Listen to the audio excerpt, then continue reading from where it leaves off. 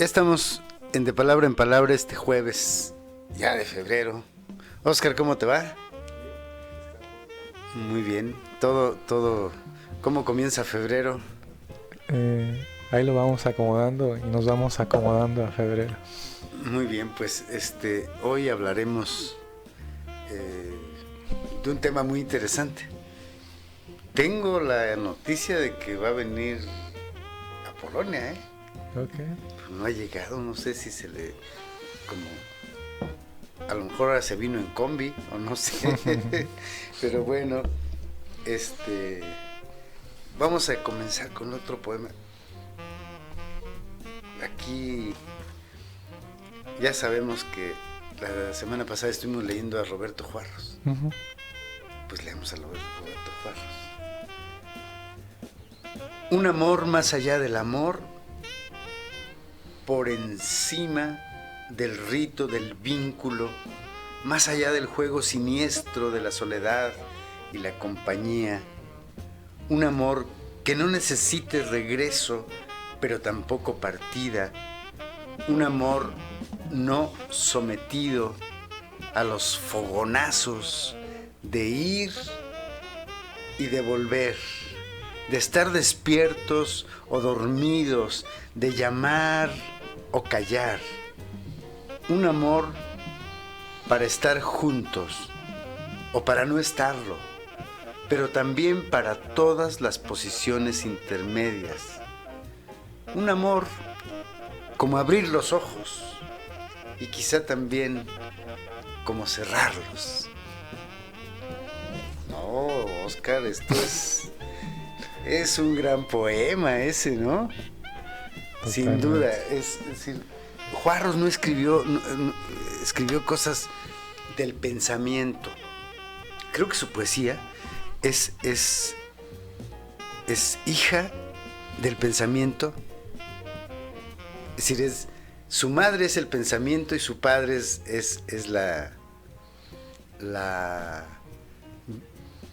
ese temblor de las emociones, ¿no? Uh-huh. También. Sí, porque hay cosas muy bien inscritas en un producto del pensamiento y hay otras que te conmueven de una manera tremenda, ¿no? Entonces, tenemos hoy sorpresas, ¿eh? Digo, ya hablaremos de eso. Entonces, hoy hablaremos de la lectura, Oscar. Así es. ¿Por qué? Vamos a empezar con una pregunta. ¿Por qué leen los que leen? ¿No? Y inicialmente eso me parece a mí. ¿Por qué leen los que leen? ¿No? ¿Y por qué no leen los que no leen?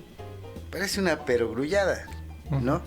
Parece una perogrullada. Pero a ver, vamos con la primera. Con la primera que podemos podemos tener constancia de algunas razones de por qué leer, ¿no? ¿Tú por qué lees, por ejemplo? Pues he tenido etapas de lector y pues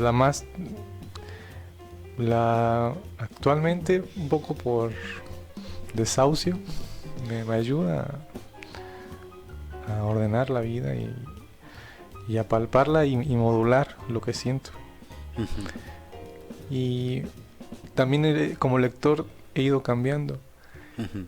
Quizá con más desesperación leía en la juventud y leía a escritores o pensadores que me ayudaban a vivir, porque en esa época se me había ido Dios. Yo era muy ateo, era ateo en la juventud. Y mi lector de infancia fue un lector utilitario. Yo leía, lo que había en mi casa eran revistas. Y leía revistas por kilos de Nintendo y los trucos del Nintendo. Entonces, uno como lector cambia. Y también como practicante de la escritura, leo hurgando un poco. Trato de leer de manera inocente, pero también en las relecturas o paralelo a la lectura, eso no me gusta mucho que me pase, pero también leo hurgando, leo aprendiendo. Entonces, creo que esa ha sido la historia de mi lectura. Fíjate que, pero en general, los que leen no dejan de leer ya en la vida. Digo, los que verdaderamente leen, porque habrá quien lea un libro, a lo mejor, y no tenga... Borges decía una cosa, tiene que ver con esto que quería decir. Borges decía una cosa que un día en una universidad norteamericana, un estudiante le preguntó, maestro, recomiéndeme literatura shakespeariana. Y entonces él le dijo categóricamente, lea Shakespeare, ¿no? Pero bueno, hay otra cosa que dicen que dijo Borges, eso sí no sé dónde lo dijo, pero decía que a nadie se le puede obligar a ser feliz, ¿no? A nadie se le puede obligar a leer, a nadie se le puede obligar a vivir aventuras de otros, ¿no? A nadie se le puede hablar de algo que no le importa, algo que su vida tiene derecho a pasar por encima de los libros, por fuera de los libros, ¿no? No está bien. Pero cuando hay una población que excede, que exageradamente no lee, como es nuestro país, entonces sí habría que preguntarse más bien cuáles son las causas.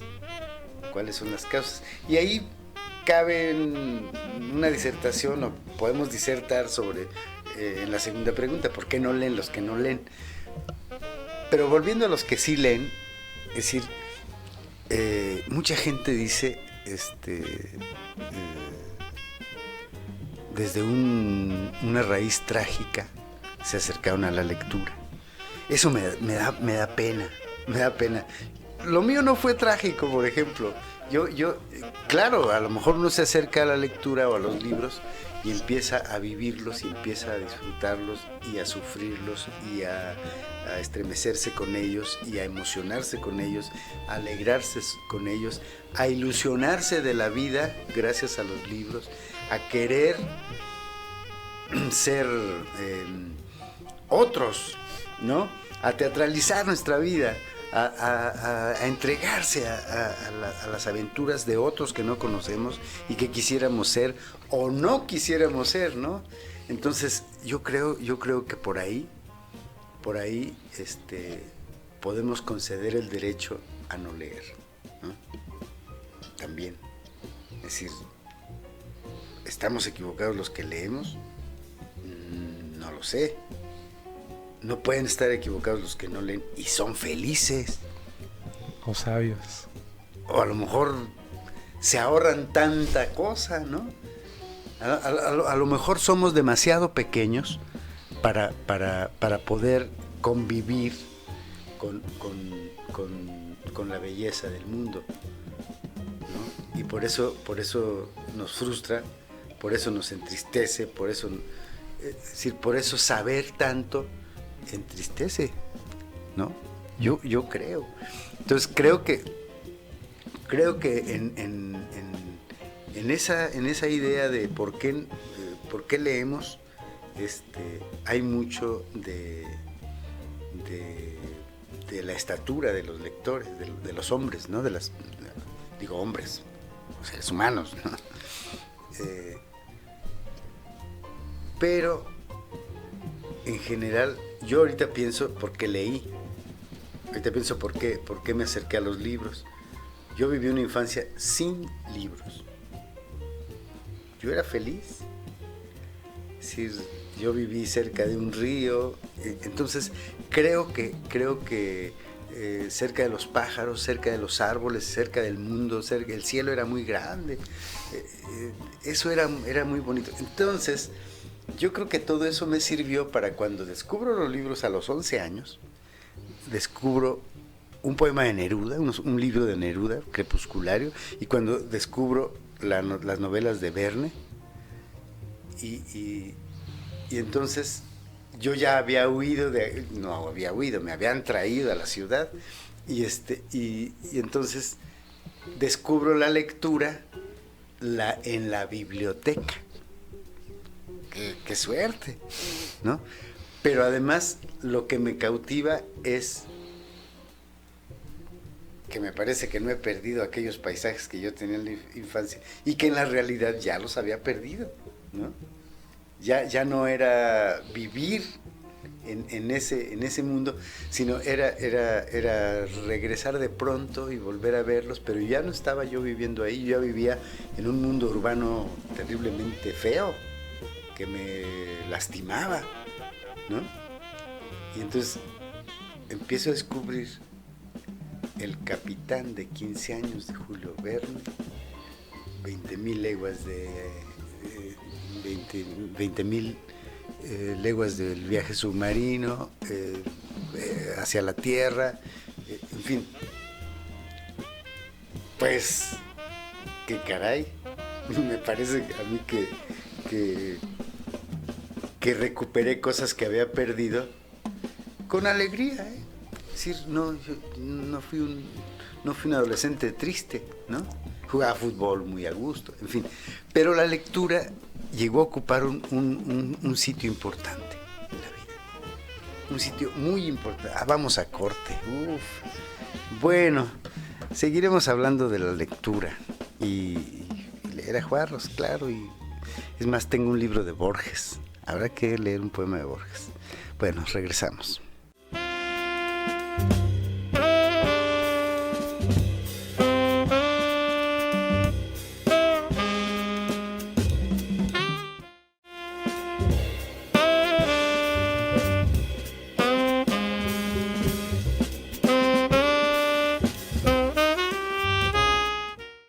Ya estamos de regreso. Bueno, como ya han oído, estamos estrenando cortinilla. Muchísimas gracias a Juan Alzate, que nos permitió utilizar su música de un disco reciente y decidimos ahí colocar esta nueva cortinilla, ¿no? Y vamos a invitar a Juan para platicar con él y agradecerle personalmente que nos haya permitido usar su música, ¿no? Pues volvemos a lo de la lectura, pero leo un fragmento de un poema de Borges que me gusta mucho. El amenazado, nada menos. Es el amor. ¿Tendré que ocultarme o qué huir?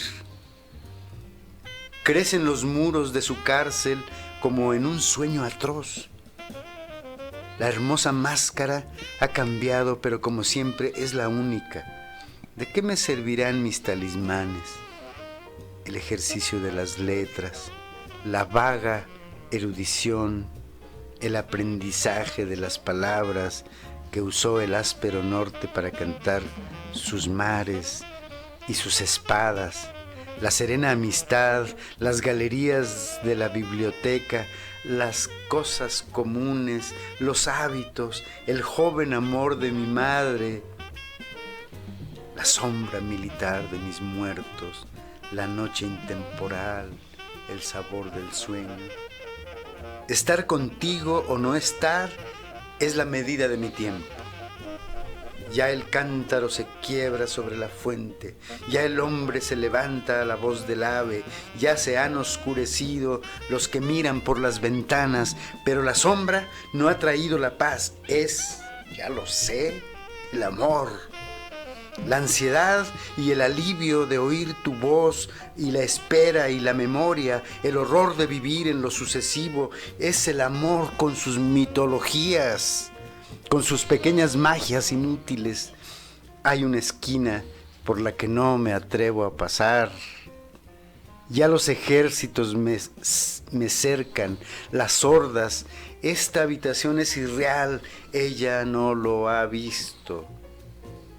el nombre de una mujer me delata. Me duele una mujer en todo el cuerpo. ¡Wow! ¡Qué cosas!, ¿no? ¡Qué poema! A mí me gusta muchísimo.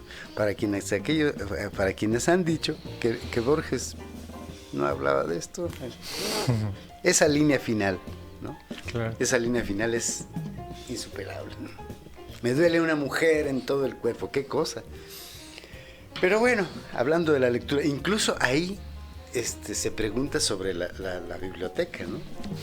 Que Borges, dicen que Borges no hablaba de otra cosa, que no fuera la literatura. Siempre hablaba de literatura, siempre. Pasó por un lado de la vida. Aunque quién sabe, ¿no? Quién sabe cómo sería. Yo no me atrevo a decir nada, pero me parece que fue un hombre un hombre construido por la ficción y por la belleza de la literatura, ¿no? Un ser humano así, hecho de lecturas. Borges había leído todo, ¿no? Había leído muchísimo. Digo, todo lo que es posible leer, ¿no? Y sus opiniones sobre textos que no le parecían muy buenos eran muy discretas, ¿no? También me recuerda a un lector, por ejemplo, Octavio Paz era dado a leer historia y a leer como enciclopedia. Y Borges también era dado a las enciclopedias. Eran lectores de todo. Eran como los grandes lectores, pues, lo que se les atravesara y más o menos estuviera en sus gustos. Hubo un libro de matemáticas que prologó. Dice, no entiendo el libro, pero imagino que lo entiendo. Y ahí está el goce. O sea, era un lector así, sin... Creo que el libro que le pongan enfrente lo abre y lo ojea. Y no era, pareciera que era como no demasiado selectivo. Y así me parece que era también Octavio Paz, que leían. Bueno, quiero decir, sí, selectivos con los años, pues van conociendo más nombres y demás. Pero leían casi de todo. Y fíjate que ese lector, como lo fue Octavio Paz, o como lo fue, sobre todo como lo fue Borges, ¿no? Que por cierto, hace poco deduje yo algo que me parece importante. ¿Por qué Borges y Paz no fueron amigos? Hay razones de la realidad, de los amigos. Acuérdate de que Octavio Paz fue esposo de Elena Garro, que dicen que la maltrató, no sé, fue esposo de ella. Y resulta que cuando Borges, Elena Garro tuvo una relación, un amorío, que incluso creo que acaban de salir las cartas, no estoy seguro, pero tuvo un amorío con Elena Garro. Borges era amiguísimo de Bioy Casares. ¿Sí dije Bioy Casares? Sí. No, lo acabas de mencionar. Y sí, el amorío era con Bioy Casares. Exacto. Perdón. Bueno, se me van los nombres y se me va todo. Pero bueno, el asunto es que, ¿cómo iban a ser amigos? Si Borges era amiguísimo de Bioy Casares, ¿no? Que fue en amoríos con Elena Garro en algún momento, ¿no? Entonces, y además, Bioy Casares era un gran tipo. Más tipo que Paz. Eso han dicho, ¿no? Pero bueno, el asunto es que esos lectores como Borges escasean. Es decir, los científicos leen ciencia, los escritores leen literatura. Borges, fíjate que encontré una cita de más bien una especie de teoría sobre la pesadilla, sobre los sueños, que Borges leyó en un científico, en un doctor que daba conferencias, que por cierto se suicidó, y que dijo que los sueños, el soñador es la escena, el argumento, los actores, es como una puesta en escena que el soñador hace, ¿no?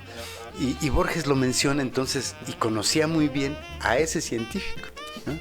Entonces esos lectores, a la manera de el equivalente del polígrafo que escribe todo, el lector que lee todo, no sé si sigue existiendo, ¿no? Me recordó al lector que aparece en el Quijote, que dice: yo soy dado a leer hasta los papeles rotos que aparecen en la calle. Uh-huh. ¿Qué imagen del lector? Sí, claro. Además leer finalmente es una especie de... como yo te preguntaba la semana pasada, ¿escribir es un vicio? Bueno, ¿qué es un vicio?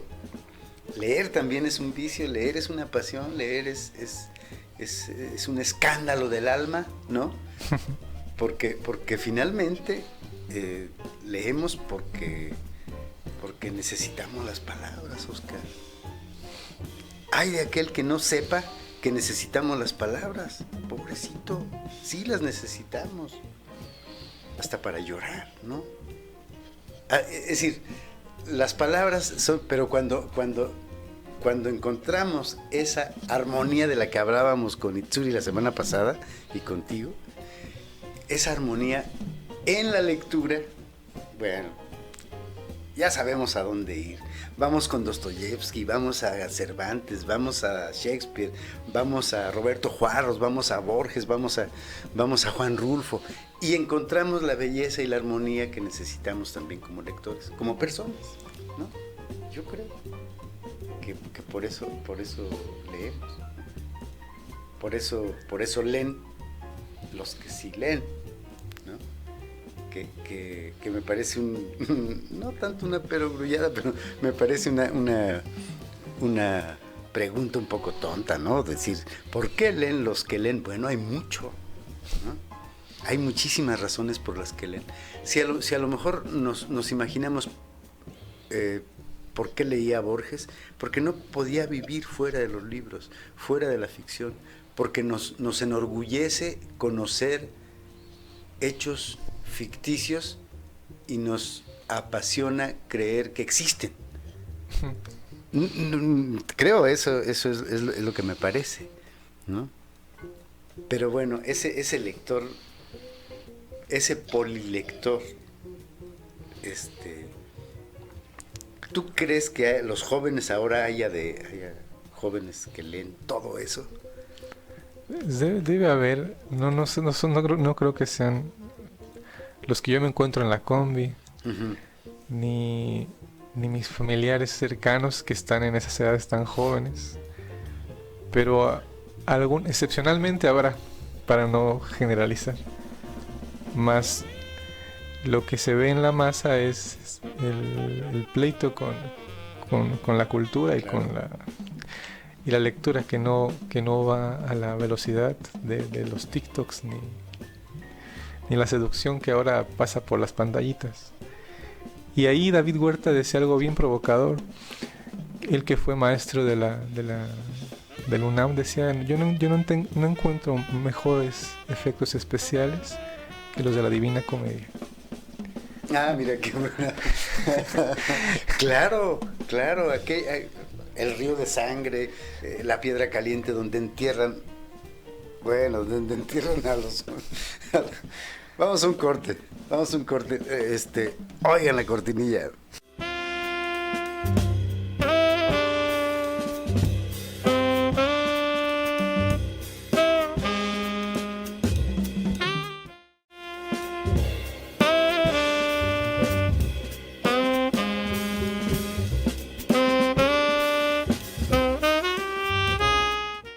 Un poema de Roberto Juarros, y ahorita decimos quién vino a visitarnos, quién está aquí con nosotros. A ver, vamos a ver. Algún día encontraré una palabra que penetre en tu vientre y lo fecunde, que se pare en tu seno como una mano abierta o cerrada al mismo tiempo. Hallaré una palabra que detenga tu cuerpo y lo dé vuelta, que contengas tu cuerpo y abra tus ojos como un Dios sin nubes y te use tu saliva y te doble las piernas. Tú tal vez no la escuches o tal vez no la comprendas. No será necesario. Irá por tu interior como una rueda recorriéndote al fin de punta a punta. Mujer mía y no mía, y no se detendrá ni cuando mueras. Oh. Bueno, Roberto Juarros ya ese es nuestro poeta de cabecera por estos días, ¿no? Claro. Pero bueno, Apolonia, ¿qué andas haciendo, Apolonia, en la vida? Oh, Neftalí. Supe que Itsuri estaba desocupada y tenía que venir a verte. Mira, pues me da mucho gusto. Ay, a mí también, Neftalí. Itsuri, qué bueno que viniste. Mira, Aquí eres tú, estamos acompañándola. eres tú, el imán para atraer a Apolonia al programa. Bueno, pues, Suele pasar. pues bienvenida, Apolonia.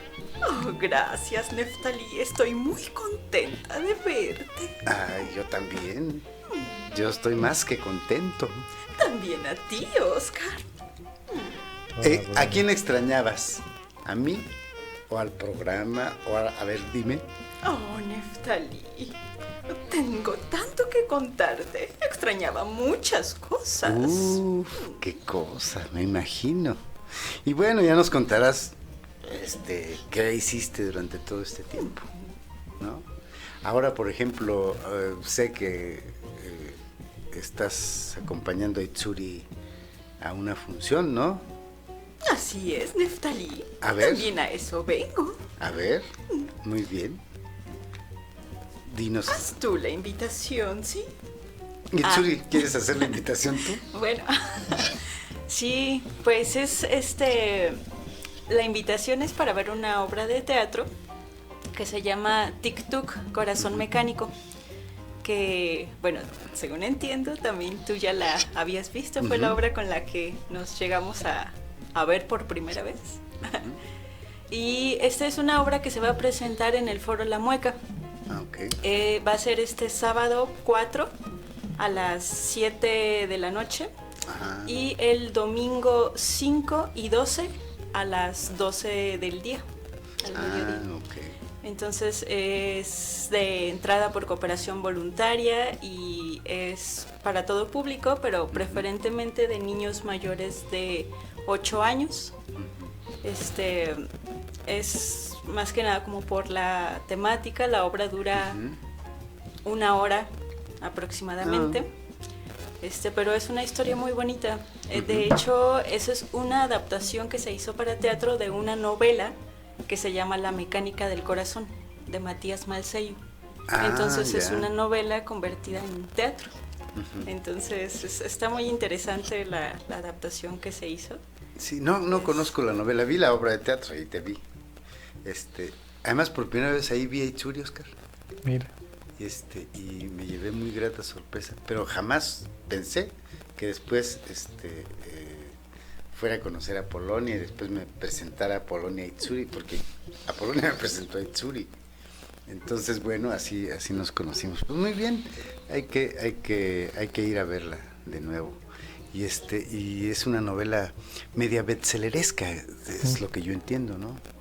Digo, no lo sé, pero no la conozco, pero la he visto anunciada con esos estilos, ¿no? Pero está padre. Yo creo que los adolescentes y los niños pueden disfrutarla muchísimo, ¿no? Y además la actuación está muy padre. A mí me gustó mucho tu actuación, Itsuri, ahí. Gracias. Digo, me gustó más en Germen, claro. Ah, bueno. En Germen la puerta está abierta y sí me gustó muchísimo, me conmovió, me hizo llorar, ¿no? Es muy distinto. Sí. Yo prefiero este teatro duro, intenso, por dentro, así, eso, ¿no? Entonces, bueno, pues hablábamos de la lectura. ¿Por qué leen los que sí leen? Qué pregunta, ¿no? ¿Cuál es la razón por la que la vida nos arrastra a los libros? Eso más o menos. ¿Tú por qué crees que leen los que leen en Polonia? A ver. Ay, Neftalí, creo que han descubierto un pasadizo mágico. Bueno, sí. Pues... La imaginación, ¿no? Oh, sí, Neftalí, y es que en el pensamiento todo es verdadero. Y es así como podemos viajar a varios mundos. Es lo que decía ahorita, ¿no, Oscar? Que de pronto somos necios en creer que lo que está pasando en una novela es. Claro, ¿no? que lo es, Neftalí. Sí, bueno, entonces... El cerebro no distingue si es ficción o no. Bueno, me refiero a las emociones. Esas son genuinas. Sí, yo me he enojado con los personajes muy duro. Oh, ¿ves? La comprensión, la conciencia que de ella llega también es genuina. Y he querido darle una trompada a un personaje un día, ¿no? Claro. O sea, he querido pegarle a ver, ¿qué te pasa? ¿Por qué le haces eso a ese? ¿No? Eso sucede de una manera muy, muy curiosa, como en el cine, ¿no? Como en el cine yo recuerdo, que puede ser un ejemplo de lo que dice Apolonia. En el cine de mi pueblo, cuando iban a llegarle al protagonista con un puñal por la espalda, la gente gritaba, ¡cuidado, aguas! ¡Cuidado por atrás! ¿No? La gente gritaba eso. Y luego cuando se besaban, todo el público gritaba, ¿no? Así.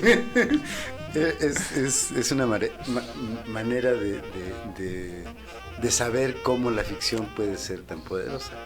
Digo, ahora, este tiempo, los hombres de este tiempo ya no podrían hacer eso, ¿no? Es decir, ya no pueden hacer eso porque ya saben que es cine, ya hay una convención de conocimiento también, ¿no? Pero en ese entonces era... A los niños aún les sucede, Neftalí. Sí. Exacto. Sí, y entonces antes había menos información. Es decir, es como un día que había, para una obra de teatro tenía yo un espejo de pie y lo tenía en la casa, y entonces Emilio se estaba viendo, Emilio, mi hijo, cuando tenía 4 años, no sé, 4 años quizá, se acerca, se ve en el espejo y va por atrás a ver qué hay. Entonces, son esas convenciones que los lectores suelen guardar, ¿no? Es decir, es como me platicaba, por ejemplo, mi padre, que cuando conoció el primer radio, hay que recordar, bueno, mi padre nació en 1913, 14, que cuando conoció el primer radio, él imaginaba hombres pequeñísimos hablando ahí adentro. Entonces tenía la curiosidad de abrirlo, ¿no? Pero bueno, pues era el radio. Era una radio, un aparato de radio muy, muy, pues, de ese tiempo. Entonces él tenía la curiosidad de eso. Y en algún momento cuando con mis hermanos oíamos Calimán, también decíamos, ¿cómo viven? ¿O qué pasa allá adentro todo? Entonces lo apagaba y decía, no hay nada. Es decir, ese tipo de creencia del vive en el lector. ¿Tú crees que vive en el lector? El gran lector, hablemos de los lectores asiduos. ¿Crees que esas convenciones las autorizan? ¿O cómo sucede? A ver, me perdí un poquito. ¿Que la ficción se le sale del libro a la vida? Uh-huh. En el último... Por lo menos en el momento de la lectura, ¿no? Fíjate, en el último lector, Piglia narra que en Buenos Aires había una... Piglia, el novelista argentino. Sí, Ricardo Piglia, que había un señor que en Buenos Aires armaba una maqueta, un Buenos Aires chiquitito. Ajá. Y era una maqueta muy bonita, donde se podía ver los linderos de Buenos Aires. Ajá.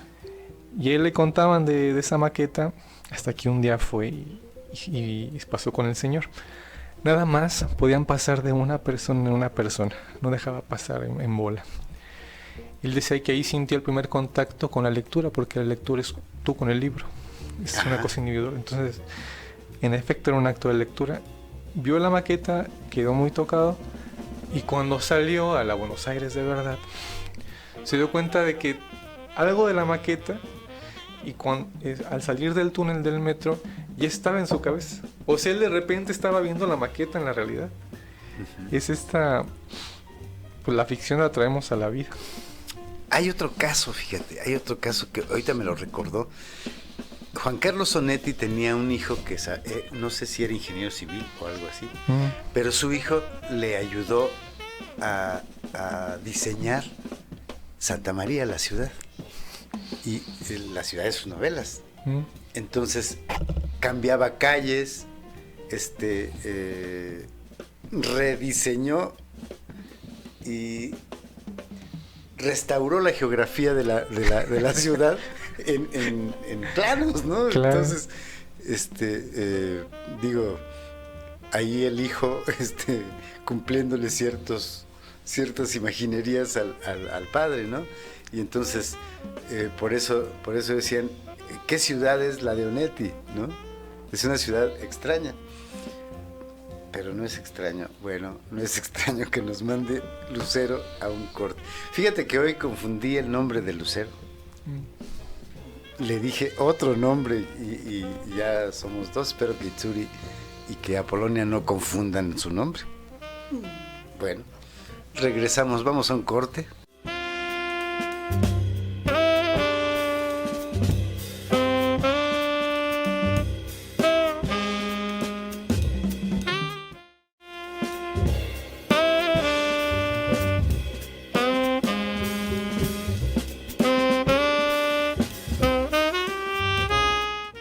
Ya estamos de regreso. He querido darle una mordida a esta manzana desde la mañana y no, se me olvida, la dejo, en fin. Bueno, Apolonia, pues me da mucho gusto verte, me da mucho gusto tenerte aquí conmigo. A mí también, Neftalí. Entonces, ahora hicimos dos preguntas en un principio, fíjate. Te voy a explicar. Antes de que llegaras dijimos que dos preguntas nos pueden dar una orientación y podemos hablar de por qué no leen los que no leen. Esa es la siguiente pregunta, ¿no? La primera pregunta era ¿por qué leen los que leen? Y ahora, ¿por qué no leen los que no leen? Ahí sí es un tema muy difícil, escabroso. Y vamos a ir, se van a ir sacando. Decíamos que el derecho a no leer, alguien por ahí sacó una cosa, ¿no? Sobre que hablaba del derecho a no leer. Pues yo no les daría derecho a la gente, es decir, se pierden de cosas maravillosas, ¿no? Yo creo, ¿no? Es decir,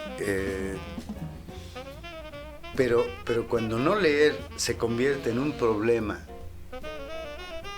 donde la ignorancia triunfa.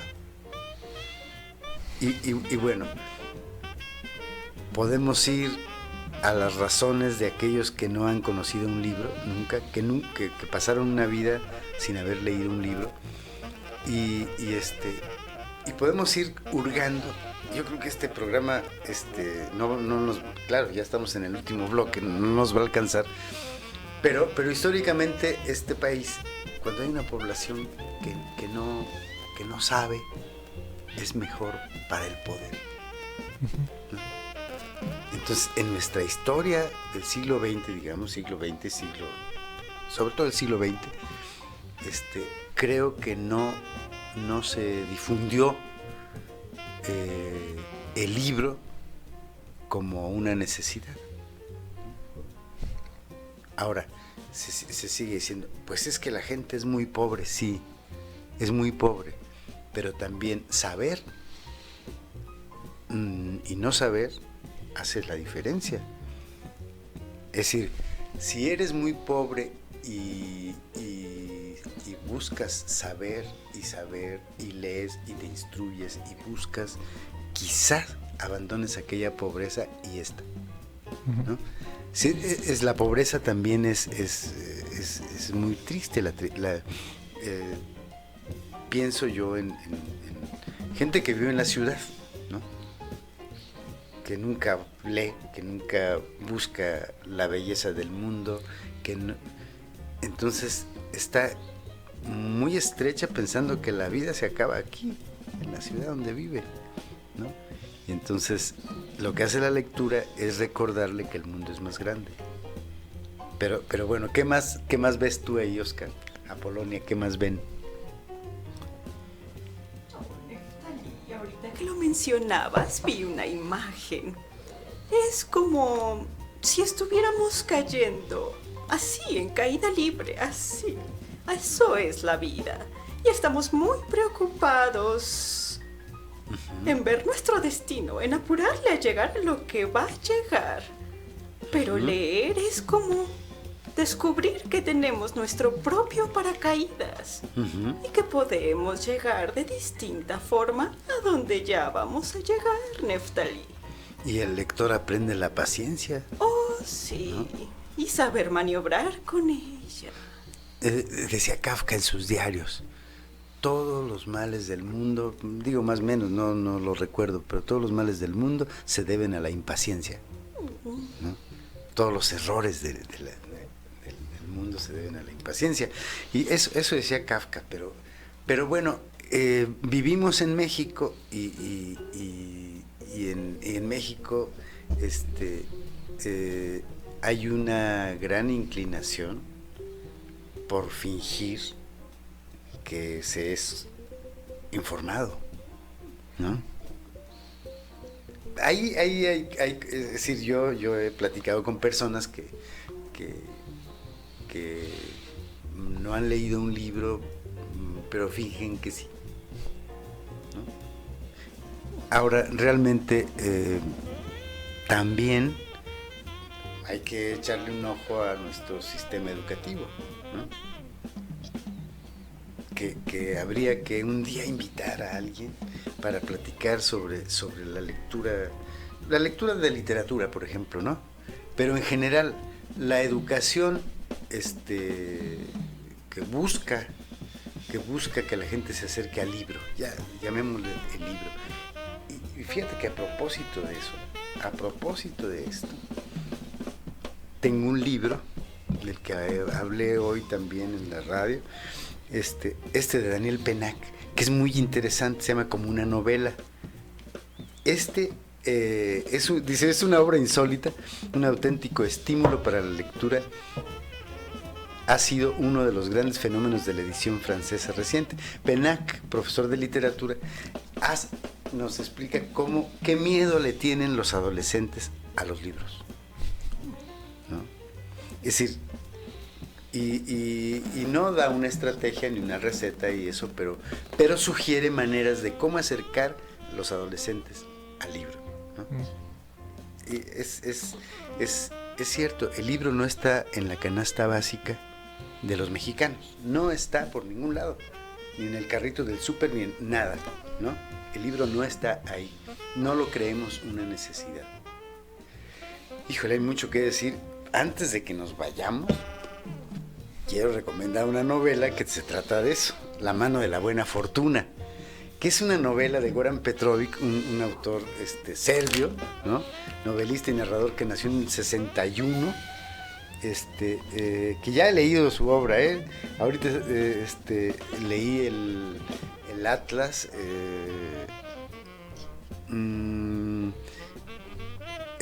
Bajo el techo que se desmorona.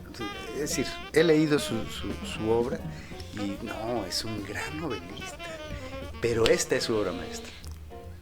Es la historia de dos que se encuentran en la lectura. Uno está en otro lado y otro está en otro, y leen el mismo libro al mismo tiempo y se encuentran allá en la historia. Y bueno, eso sucede y se van poniendo de acuerdo hasta que se enamoran y hasta que se casan. Eso es muy bonito, ¿no? Entonces, gracias a la lectura. recomiendo esta novela que es espléndida, ¿no? Espléndida. Y bueno, sin duda, habrá muchas razones que nos quedan pendientes de disertar sobre por qué no leen los que no leen, ¿no? Entonces, vale la pena también preguntarnos de manera general por qué además de no acercarnos a los libros, los llegamos a despreciar. ¿Tú has visto desprecio por los libros, Oscar? ¿Tú, Apolonia? Pues no hay más desprecio por el libro que la ausencia de estos en las casas. O sea, Pues sí. Contundente. Pero ¿por qué ocurre eso? ¿Por qué, por ejemplo, por qué crees, Apolonia? ¿Por qué no hay libros en todas las casas? Oh, Neftali, no lo sé. No me ha tocado conocer una casa de esas. Pues hay muchas. Bueno, digamos que en mi casa no había libros, pero yo estaba como a lo mejor estaba destinado a llegar a una biblioteca y enamorarme de los libros, ¿no? Y enamorarme de la lectura. Por soledad, por lo que sea, pero finalmente ese es un desprecio. Ahora, no seamos ingenuos. No hay que ser ingenuos. La gobernanza de un país debería tener la obligación de hacer que los ciudadanos que votaron por ellos, ¿no?, leyeran, tuvieran cierta facilidad para saber, porque lo hemos visto en la historia del siglo XX, el poder preferir, ahí está el 68, ahí están muchas cosas, muchos momentos donde verdaderamente el poder se descara y prefería a un pueblo ignorante, ¿no? No hay que ser ingenuos tampoco. Es decir, no les ha importado mucho que los mexicanos leamos, ¿no? Un pueblo así es más fácil, ¿no? Más fácil de dominar, más fácil de convencer y más fácil para mentirle, ¿no? Y de eso está la historia, ¿no? Yo hablo porque platicaba una vez con alguien y me dice, no, mira, Vasconcelos. Bueno, Vasconcelos tuvo una buena intención, pero hace libros y hay un analfabetismo tremendo. Ahora, yo lo decía en mi columna de esta semana, quienes creen que no hay analfabetismo en Morelia, en las ciudades, en todo eso, se equivocan. Hay analfabetismo, hay gente que no sabe leer y escribir, ¿no? No es ninguna ficción, es ciertísimo. Entonces, ¿qué nuevas obligaciones tiene el Estado? Yo creo que vamos a hacer otro programa sobre esto, aunque sea la mitad la próxima semana. Pues vamos a despedirnos. Y le queremos agradecer a Juan Alzate que nos haya permitido usar su música para la nueva cortinilla. Apolonia, yo creo que te vas a ir conmigo toda la semana y después regresas el próximo jueves. Ay, puede ser, Neftali, me encantaría. Ah, bueno, pues entonces eso hacemos. Ok. Muchas gracias por tu visita, Apolonia. Muchas gracias que estás aquí. Itsuri Molina, que te vaya muy bien en estas funciones el sábado y el domingo. TikTok en el Foro La Mueca, ¿no? Así es. 5 de la tarde y 12 del día. El sábado a las 7, los domingos 5 y 12 a las 12 del día. Ok. En el Foro La Mueca, que es Aquiles Cerdán número 797. Busquen por favor el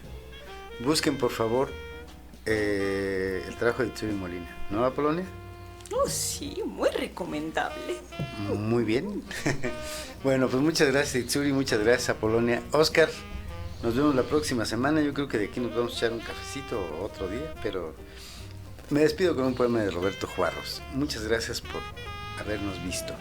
Alguien está jugando, tú o yo. Y se ha escondido bien el rostro uno de los dos. Pero el rostro no se tapa con silencio, tú no eres, ni se tapa con reloj, no soy yo. ¿Cómo se llamará este juego que hacía mucho no jugábamos ninguno de los dos? Alguien está jugando, qué bien juega su juego, nadie jugó mejor. Qué bien tapa tu rostro, nadie se lo ha tapado sin tenerlo con tanta perfección. Recuerden, amigos, si alguien tapa el rostro de aquello que vemos, las palabras lo pueden destapar, de eso yo estoy seguro. Yo soy Neftali Coria. Hasta la próxima.